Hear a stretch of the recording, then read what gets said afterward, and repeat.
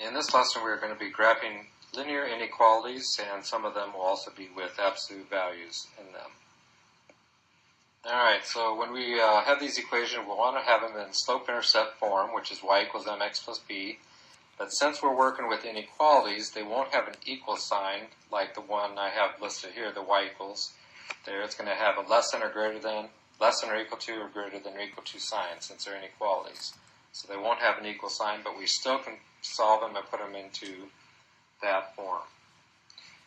So instead of having an equal, you're going to have a less than, greater than, less than or equal to, greater than or equal to. And just like in the last lesson, 1-7, when we were graphing inequalities on the number line, we had an open circle for less than or greater than, and we had a closed circle if it's less than or equal to, greater than or equal to. And something is similar to this, but since we're graphing them on a graph of the line, they will be a dashed line or a solid line. So if you have a less than or greater than, it's going to be a dashed line, and I'll have examples of these to show exactly what I mean by that. And if it's a less than or equal to, greater than or equal to, then you're going to have a solid line. Okay, so let's say if we have our first equation is y is less than or equal to 2x plus 1. So you notice it's already in slope-intercept form. We have our slope, which is 2, or 2 over 1, either way, and our y-intercept is 1 there. So we go over to the y-axis, put a dot on 1, that's a y-intercept. Then we would go up 2 over 1, put another dot, or we could go down 2 over 1, and then we would connect them. Now we're going to connect them, if you remember back, since it's a less than or equal to, it's going to be a solid line. So we have a solid line right through those points, so just like we would normally graph a line from slope-intercept form, found our y-intercept, found our slope, graphed it, drew our line through the points. So that does not change here. The only thing this is now, since we have an inequality, then some of the answers or the solutions can be on the line, possibly, or other spots, either on the left-hand side of the line or on the right-hand side of the line. So we're going to pick a point that's not on the line, so anytime you want to test it, you always pick a point that's not on the line. So one of the easiest points to pick that's not on the line is, I'll do this in red, is 0, 0. So I'm going to pick 0, 0, that point. Because what I want to see is if I put 0, 0 in my equation, if it makes it a true statement. So I put, and if you remember, this is x, this is y. So I'm going to put 0 in for y,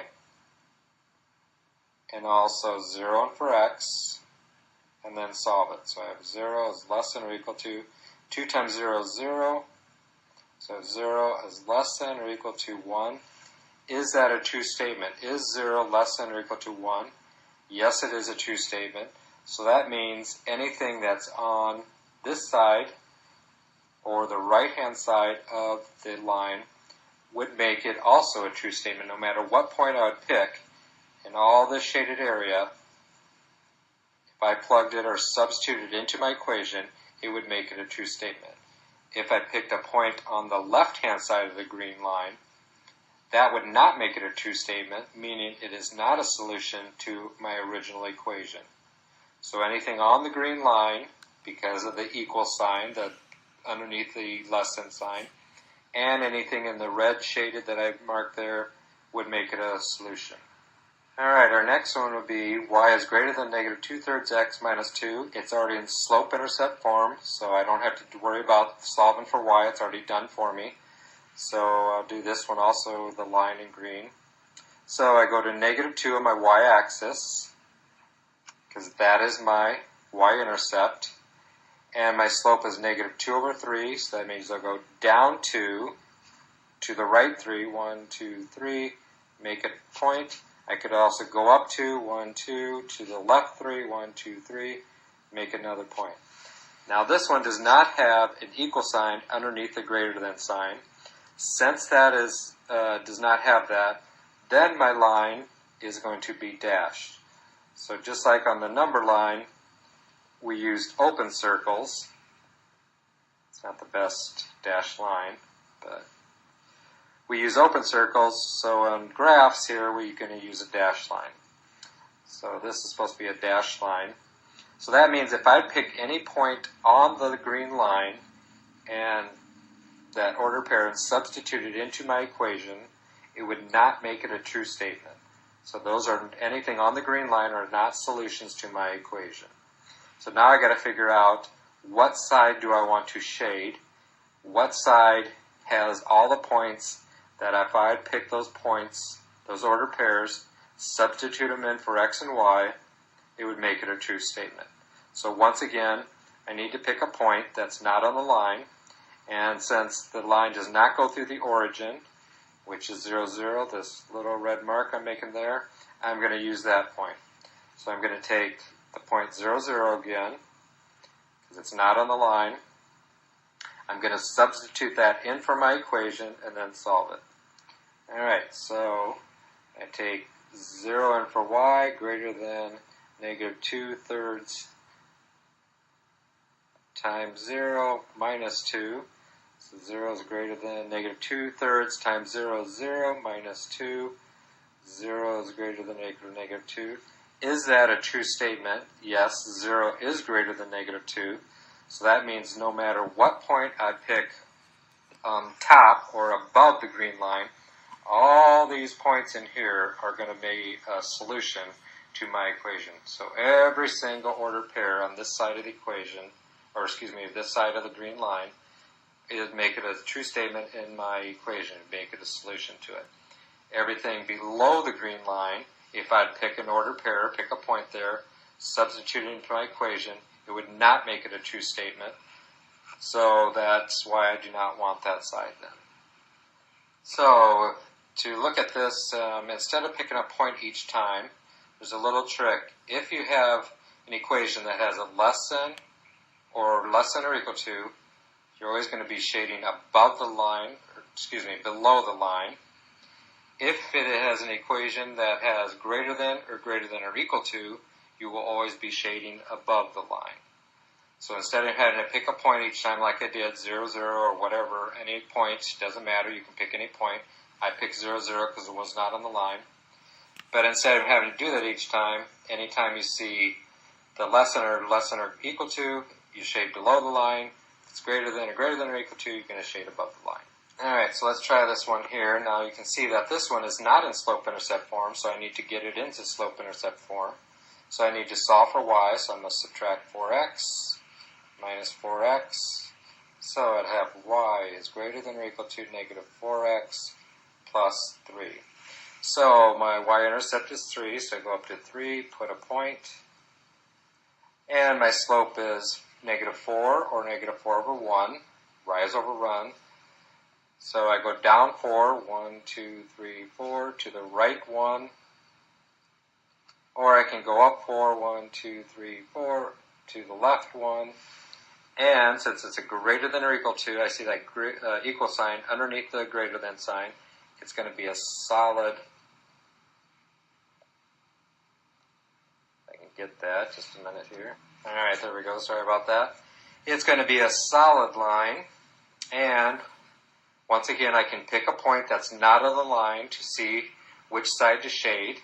The line is not going through the origin, so I could pick 0, 0 and substitute them in for x and y and see if it makes a true statement. But if you remember, we just talked about on the last slide that if I have a greater than or equal to sign, I'm going to be shading above the line. So everything will be up here. So my solution is everything this way. Now to show you that is true, I'm still going to pick a point 0, 0, because it's not on the line. So I can't pick anything that's on the line. And I'm going to substitute that in for x and y, just so you can see that it will not make it a true statement. So I'm going to take 0, 0, substitute those in for x and y, so I have 4 times 0 plus 0 greater than or equal to 3. So that's 0 plus 0 greater than or equal to 3. 0 greater than or equal to 3. Is that our true statement? No, 0 is not greater than or equal to 3. So since I picked that point 0, 0, which is on the left-hand side of the line, so any point that's to the left or below this line would not make it a true statement, so that's why I picked the other side and shaded all that in. Okay, we'll try one more here. So I need to solve for y to get in slope-intercept form, so I'm going to divide by -2, divide by -2, divide by -2, and then we'll have y. Now, if you remember back from Algebra 1, anytime you multiply or divide by a negative, when you have inequalities, you have to flip the sign. So since I divided by -2, I have to flip the sign. Then -6x divided by -2 is 3x, and that would be -2. So I go to -2, put my dot, up 3, 1, 2, 3 over 1, or I can go down 3 over 1, and it's a greater than, so that means it's going to be a dashed line.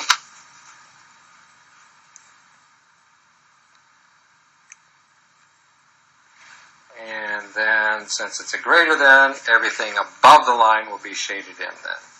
So all this would be my solution then.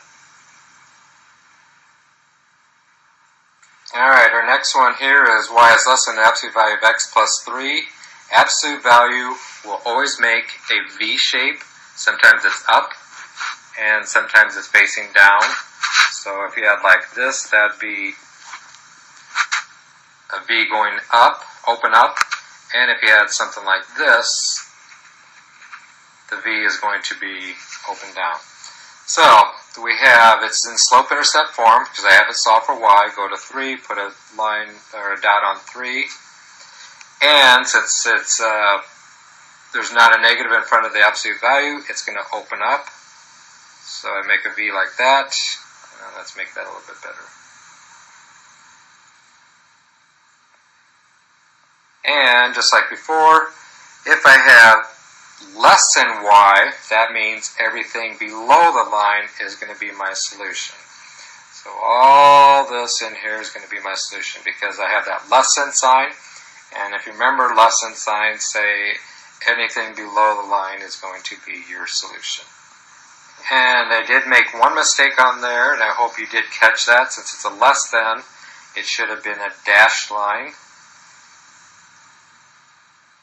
Because it is a less than, so it should have been a dashed line. So sorry about that. Hopefully you caught that, my mistake. So there you go, it should be a dashed line. Alright, and here's our last one here. So it's already solved for y, it's already in slope-intercept form.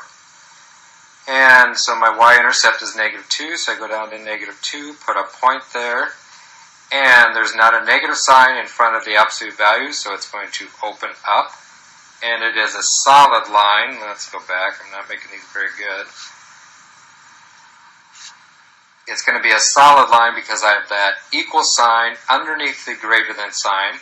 Since I have an equal sign underneath the greater than sign, it's going to be a solid line.